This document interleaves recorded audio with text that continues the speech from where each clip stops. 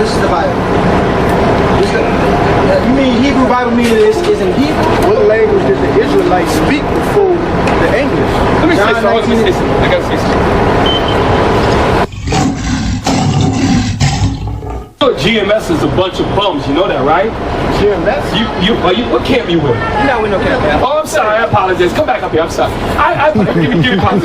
I thought you was with the bum camp GMS. I'm sorry, bro. They believe that you gotta say YAHAWASHI every time to be saved. You're not that camp, right? No. Okay, can I share something with you real quick? Give me that, I should not commit adultery. I want your opinion on something real quick. Here's your opinion on something real quick. Hang on a second, Nikhil. Because let me tell you something what the problem with black people is. Black people are rebellious and we don't want to keep God's laws. That's why we went into slavery. That's why we're the last one hired and the first ones to be fired. We want to do what we want and say what we want, nobody to govern us. That's the problem. You want to know why? Because that was me. Not no more. I learned to bow down and learn from this Bible. What do you think about this? Read that. Exodus chapter 20 verse 14. Thou shalt not commit adultery. What is your opinion about that? Thou shalt not commit adultery. What is your... Huh? My opinion? Do you know what adultery means? What does it mean? Sleeping with another man. So adultery is more than sin. If I, as a man, sleep with another woman, I'm committing adultery. So, what is your opinion about that? I, as a man, sleep with another woman, I'm committing adultery. So, what is your opinion about that? Very good. What is your opinion about adultery? He just told you. What is your opinion about that? It's like sleeping with another man's woman. Is it wrong to cheat on your wife and sleep with another woman if you're married? Is that wrong? Yes or no?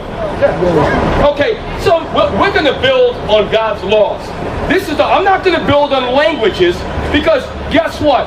Through the transatlantic slave trade, the white man taught us English against our damn will. That's right. Give me Deuteronomy 28 and one of all things, 48. In one of all things. In one of all things. Healthcare, religion, education, language we would go to him for. English is a bastard language. English is a language we were forced to learn. Right. In Ecuador, in Peru, and Colombia, them brown people over there who are our brothers, they were forced to learn Spanish. That's right. Read on. And he shall put a yoke of iron upon thy neck. Read it slow for the brother. Read it again. Yes, sir. And he. And who? And he. He is the enemy from, read the top of the verse. Yes, sir. Therefore shalt thou serve thine enemies. Therefore shalt thou serve thine enemies. Read. And he shall put a yoke of iron upon thy neck. Answer your questions. I apologize for associating you with a bum camp called GMS. I apologize for that. So I'd like you to accept my apology. I associated you with a bum camp that smears us, that have all kind of lies, and I apologize because you're better than that. You GMS bums, God is going to judge you. That's right. Because if any of you bring any sister here, you're going to be dealt with. Jewish man speaks, that is not real Hebrew. Guess what? The Latin is a romantic language. You got Spanish, Portuguese, and they all came from Latin. All of them languages was made and invented by men. When we get to the kingdom, then we gonna get the pure language. That's right. Wait, where did you see that at? What you mean by that? No, you said, so can you read it? Yeah, you can. Oh wait, so say how you doing today in Hebrew? I don't know how to say that. Wait, so how can you read the Hebrew Bible? Because the Hebrew Bible. Hold on. Listen, I'm about to tell you how.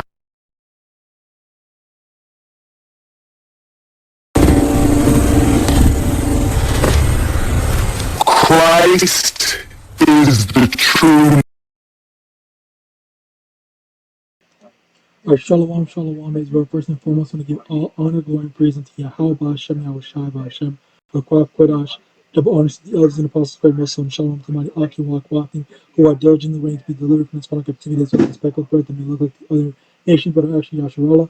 His brother Kawaka coming at you with no lesson. Today's lesson, we go into this whole insult and stuff like that, where I think that this is insincere to be doing something like this, because I forgot who it was, but wasn't there this one group that was like, oh, it was. I don't think it was them, but there was this group that was going joining hand in hand and taking pictures and congregating with fucking the Nation of Islam and Jakes and stuff like that.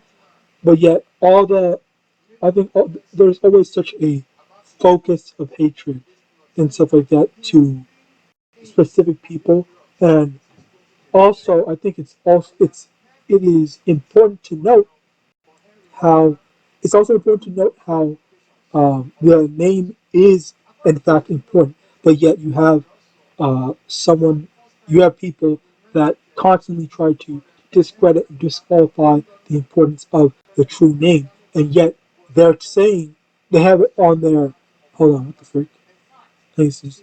They have Christ on their shirts, Christ on their branding, Christ in their thing. They're known for Israelites united in Christ. They're slacking. Slacking. So as a result of that, it's just like, how are you going to say that the name doesn't matter? You can say whatever name you want, but then when people actually try to say whatever name that they want, you say, oh, you're not supposed to say that name, this, that, and third, X, Y, Z, blah, blah, whatever. Well, if the name doesn't matter, why do you care about what name someone uses?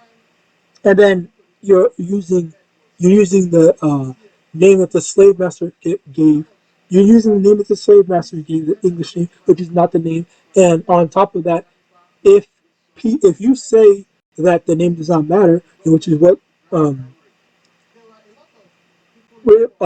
if you say that the name does not matter, you're basically saying that you can call the Lord whatever name you want. So are you going to call the Lord Satan? Are you going to call the Lord an insult and stuff like that? And then, you expect the Lord to actually listen to you or actually feel any type of respect or any semblance of a desire to want to answer your prayers or just to acknowledge you in some way, shape, or fashion. So this again, this is something to take note of. It's just the same as it's just the same as calling someone by their name. If someone says that their name is this, and you're saying that you're calling them another name, why would someone acknowledge you? Sometimes people do still acknowledge you, but generally people are insulted when you get their names wrong or call them by a name that is not their name. All right, because you're not, and so how much more YAHAWASHI? All right, so now moving into this Luke chapter, Luke chapter 6, verse 22. Blessed are ye when men shall hate you, and when they shall separate you from their company, and shall reproach you and cast out your name as evil. For the Son of Man's sake, rejoice ye in that day, and leap for joy. For behold, your reward is great in the kingdom. It is great in heaven. For in the like manner did their fathers unto the prophets. Basically, people are hating you for saying the right things, hating you for doing the right things, and as a result of that, that's something that's something commendable because the Lord's going to reward you for your endurance in believing and holding true to what you know is the right thing to do. All right. Now, Luke chapter 21, verse 17, and ye shall be hated of all men for my name's sake. Now, specifically, hated for the Lord's name's sake, for Yahweh Yahushua. People are definitely, what's it called? There was that one precept. It was, didn't I just read it? It was, trying to remember what it is. If you are, if,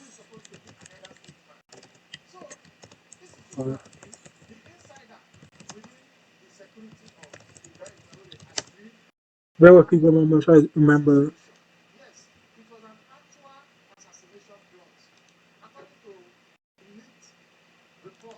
Slocky, I forgot the precept. But anyway, going back in Luke chapter, no, not Luke. Yeah, Luke chapter 21, verse 17, it says, and ye shall be hated of all men for my name's sake. If you're hated for the sake of Yahweh Yahushai, then that's where, the blessings come in. That's where the reward, there's going to be a reward because you're not supposed to be, people can hate you for being a terrible person and whatnot. But if you're hated for following after the doctrine and the philosophies of what Yahweh told us to follow and do, that's where that's the blessing. That's the thing.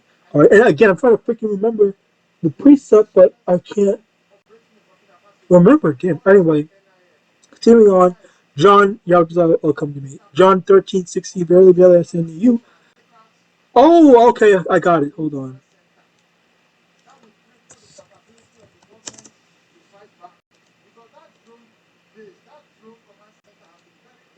First Peter chapter 3, verse 14. But and if ye suffer for righteousness' sake, happy are ye, and be not afraid of their terror, neither be troubled. This is what I wanted. This is what I wanted. It says, if you suffer for righteousness' sake, if you suffer for the right reasons, then that's when you're going to be happy because number one, hold on, to say you have to acknowledge that people you can suffer for doing something for doing wickedly. So just because you're suffering doesn't mean that you are automatically in the right. But I'm just trying to point out that if you're suffering because you're trying to follow up what Yahushua said, that's when you're going to be blessed. That's when you're going to be rewarded for your troubles. Okay. So as a result of that, as you read, but in 1 Peter 3 verse 14, but if ye suffer for righteousness' sake, happy are ye, be not afraid of their terror, never be troubled. So don't be troubled by Esau and all his wickedness. Okay. For John chapter 13 verse 16, verily, verily, I say unto you, the servant is not greater than his Lord, neither he that is sent greater than he that sent him. Basically, that we are not above Yahawashi. So it's the same way that Yahawashi went through certain hardships and trials, we're going to have to go through the exact same thing where he was viewed negatively. So we're also going to be viewed negatively. All right. So that's why we have to expect this type of stuff, this type of treatment, sloppy treatment. Acts 2 verse 21, and it shall come to pass that whosoever shall call on the name of the Lord shall be saved. So it over here even says, if you call on the name of the Lord. So how are you going to call on the name of the Lord if you don't know the name of the Lord? All right. So yes, we lost our heritage, we lost our language and all that stuff, but that doesn't mean that the Lord is not going to find or make a way for us to be able to find it, to find the name back at the least. All right. So yes, the Lord's name is definitely available to us, and um, um, we know the name of the Lord. All right. Now, continuing on, Proverbs 18, verse 10, the name of the Lord is a strong tower, the righteous runneth into it and is safe. So basically, that's basically it, where the name of the Lord is definitely important. The name of the Lord is available, and we do know it. So that's why we're calling the true name, not the name given to us. So with that, by Esau. So with that, brothers and sisters, I'm going to give all honor, glory, and praise unto Yahweh, Hashem, Yahawashi, Hashem, Ruach, Kodash, double honors to the elders and apostles, great son of God, and Shalom.